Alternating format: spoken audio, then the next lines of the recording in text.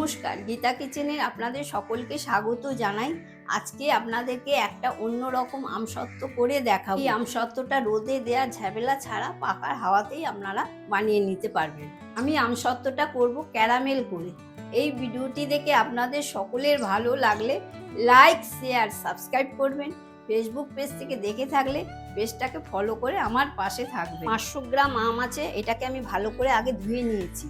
এবার বটির সাহায্যে ছোট ছোট করে টুকরো করে নেব। এই আমগুলো আছে, আমি বটির সাহায্যে আমি কেটে নিচ্ছি। আপনারা পারলে ছুরি দিয়েও কেটে নিতে পারেন।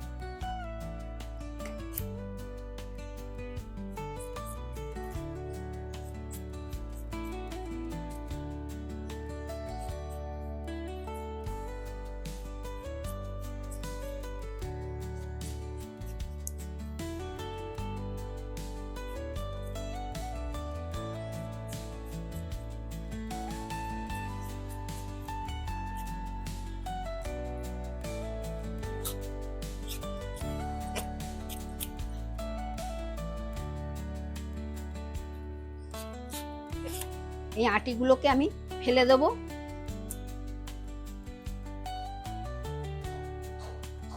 এবার ছোট ছোট টুকরো করে নিচ্ছি।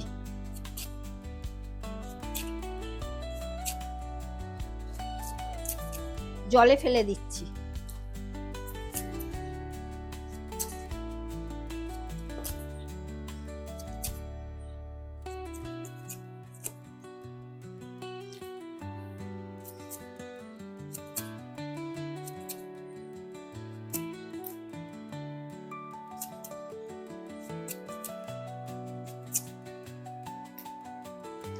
আমের একটা কষ থাকে, তো ভিজিয়ে রাখলে কষটা উঠে যাবে।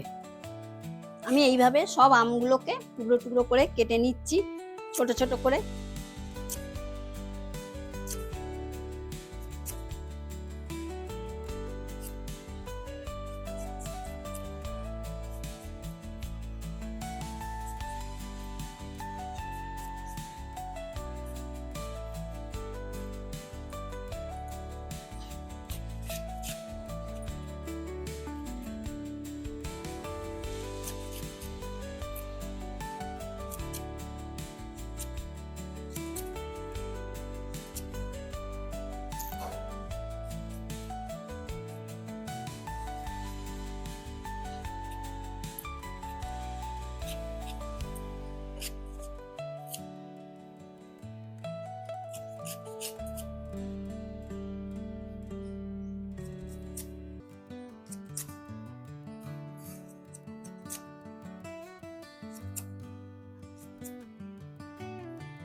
সব আমগুলো কাটা হয়ে গেছে, এবার আমি জলে সেদ্ধ করে নেব।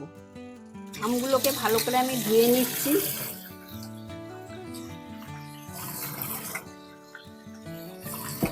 আমগুলো ধোয়া হয়ে গেছে, এবার আমি সেদ্ধ করে নেব। কড়াতে আমি জল দিয়ে দিচ্ছি পরিমাণ মতন, বেশি দিলে হবে না, অল্প পরিমাণ মতন জল দিয়ে দিচ্ছি।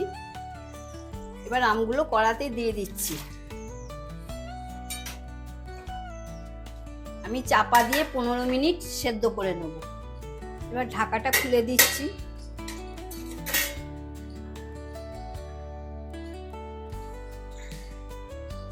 দেখুন বন্ধুরা, আমগুলো ভালো রকম সেদ্ধ হয়ে গেছে।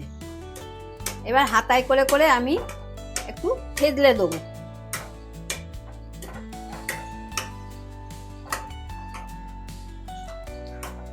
এবার আমি আমের পাল্পটা ছেঁকে নিচ্ছি।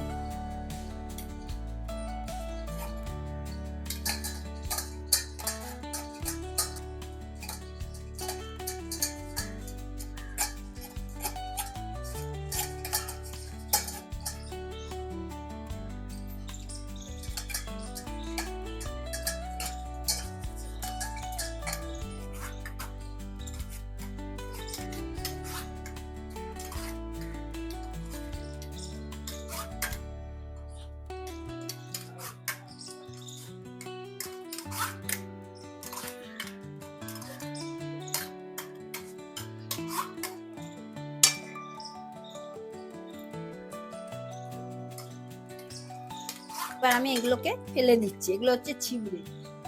দেখুন আমের পাল্পটা ছাকা হয়ে গেছে। আমি 250 গ্রাম চিনি ব্যবহার করছি। এবার এইটাকে আমি ক্যারামেল করে নিচ্ছি। সামান্য পরিমাণে একটু জল দিয়ে দিচ্ছি। এখন আমি নাড়বো না, সাইড দিয়ে যখন একটু লাল লাল হবে তখন আমি নাড়বো। এখন বন্ধুরা সাইডগুলো আস্তে আস্তে লাল হচ্ছে, এবার আমি আস্তে আস্তে নেড়ে নেব।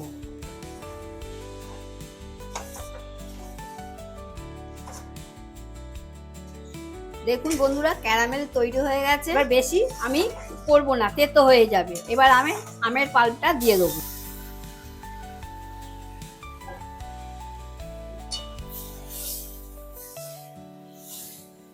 আমি সামান্য পরিমাণে নুন দিয়ে দিচ্ছি। এবার ভালো করে আমি নেড়ে চেড়ে নিচ্ছি।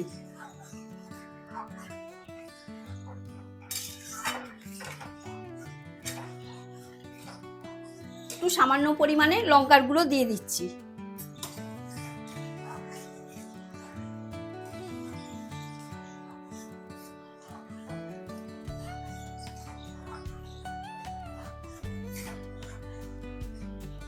থালায় আমি তেল মাখিয়ে নিচ্ছি।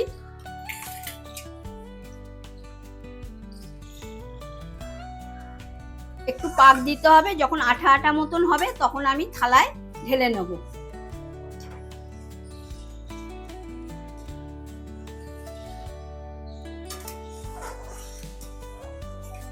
500 গ্রাম আমে আমি 250 গ্রাম চিনি দিয়েছি, আপনারা কম বেশিও করে নিতে পারেন।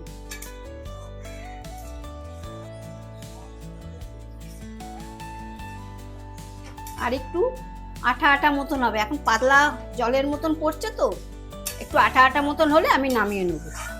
মিডিয়াম আছে আমসত্ত্বটাকে নেড়ে যেতে হবে, নাহলে তলায় ধরে যাবে। দেখুন জল জল থেকে আঠা আঠা মতন হয়েছে, এবার আমি থালায় ঢেলে নেব।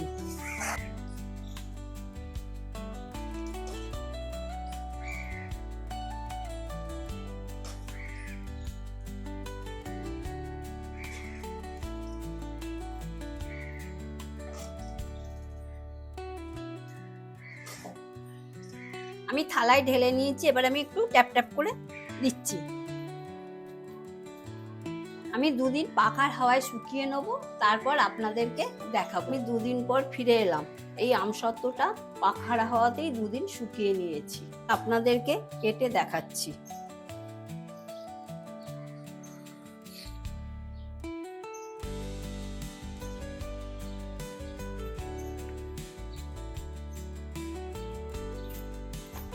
দেখুন এটা কিরকম মোটা হয়েছে, আপনাদেরকে পিস পিস করে কেটে দেখাচ্ছি।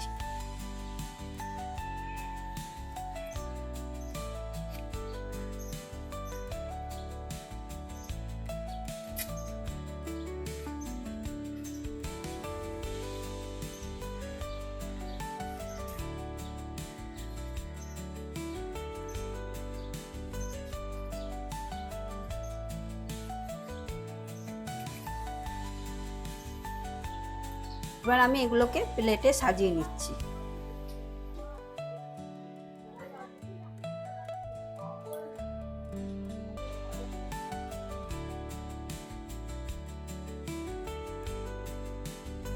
দেখুন বন্ধুরা, রোদে দেয়া ঝামেলা ছাড়াই পাকার হয় কি সুন্দর আমসত্ত্বটা তৈরি হয়ে গেছে। এরকম নতুন নতুন রেসিপি পাওয়ার জন্য আমার চ্যানেলটাকে লাইক, শেয়ার, সাবস্ক্রাইব করবেন। ফেসবুক পেজ থেকে দেখে থাকলে পেজটাকে ফলো করে আমার পাশে থাকবেন।